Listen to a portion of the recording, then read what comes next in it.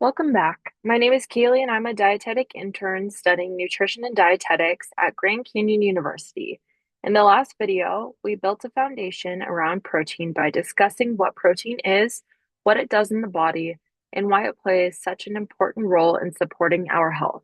We also explored how protein differs from carbohydrates and fats and briefly introduced the concept of the blue zones, regions around the world where people live longer, healthier lives. Now that we understand why protein matters, the next question becomes, how do people in the blue zones meet their protein needs? A common misconception is that getting enough protein requires eating large amounts of animal products, but the eating patterns seen in blue zones tell a different story. In these communities, protein often comes from a variety of plant-based foods that are eaten consistently as part of their overall lifestyle. In this video, we'll explore the Blue Zone's approach to protein, address some common misconceptions, review how much protein we actually need, and look at some of the plant foods that can help us meet those needs. The five recognized Blue Zones are Okinawa, Japan, Sardinia, Italy, Nicoya, Costa Rica, Icaria, Greece, and Loma Linda, California. While these populations differ in culture, geography, and food traditions, they share one important dietary pattern. They eat predominantly plant-based diets. This doesn't mean everyone in blue zones is vegetarian or vegan. Instead, plant foods form the foundation of most meals. Beans, lentils, whole grains, vegetables, fruits, nuts, and seeds are consumed daily, while animal foods are typically eaten in smaller amounts and less frequently. One of the Power Nine principles, eat wisely, highlights this pattern. Research from Blue Zones shows that beans are often the cornerstone of longevity diets, providing protein, fiber, vitamins, minerals, and other beneficial compounds that support long-term health. As we explore protein in this video, Blue Zones provide a real-world example that people can meet their protein needs while relying heavily on plant foods.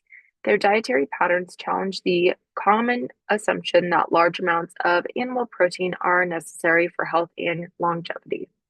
We just learned that although the five blue zones have different cultures and food traditions, they all share one common pattern, a predominantly plant-based way of eating. This raises an important question. If these populations are eating mostly plant foods and experiencing some of the longest, healthiest lives in the world, where is their protein coming from? When most people think of protein, they immediately think of foods like meat, eggs, dairy, or protein shakes. As a result, many people assume that animal foods are the primary or even the only way to get enough protein. However, protein is not exclusive to animal foods. Many plant foods naturally contain protein and contribute to meeting our daily needs. Foods such as beans, lentils, soy foods, whole grains, nuts, and seeds are staples in many Blue Zone diets and provide a significant portion of their protein intake. Before we can determine whether plant foods provide enough protein, we first need to answer a more fundamental question. How much protein do we actually need each day? Let's start by looking at current protein recommendations and how those needs can vary between individuals. It's important to understand that protein needs are not the same for everyone.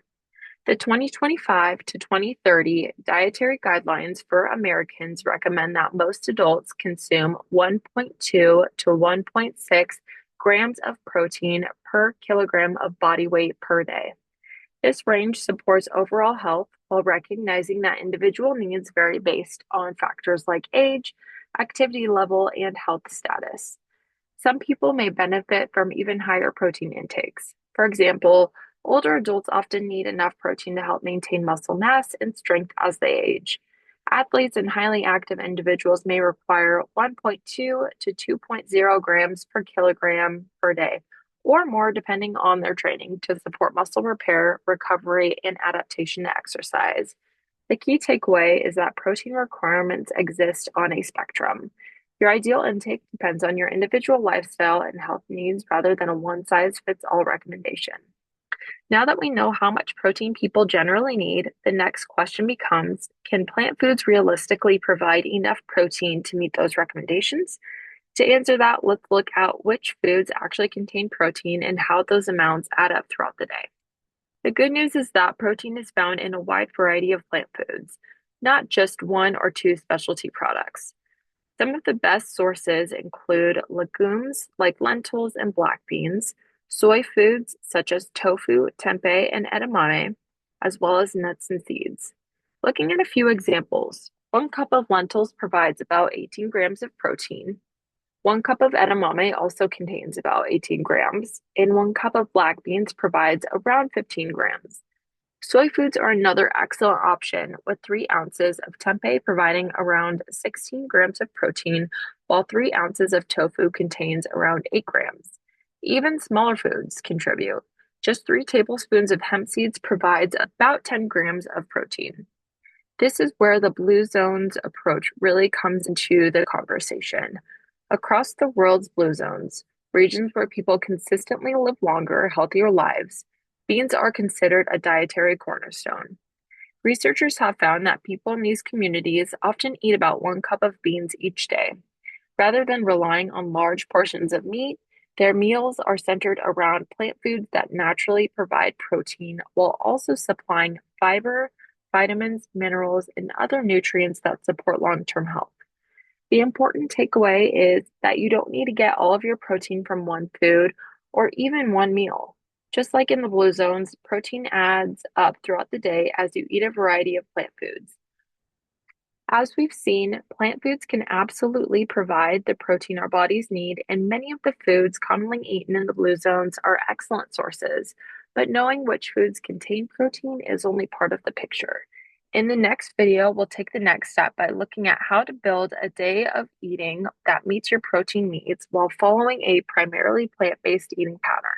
We'll also discuss practical meal ideas, strategies for balancing protein throughout the day, and how to make plant-forward eating both nutritious and realistic. Thanks for joining me.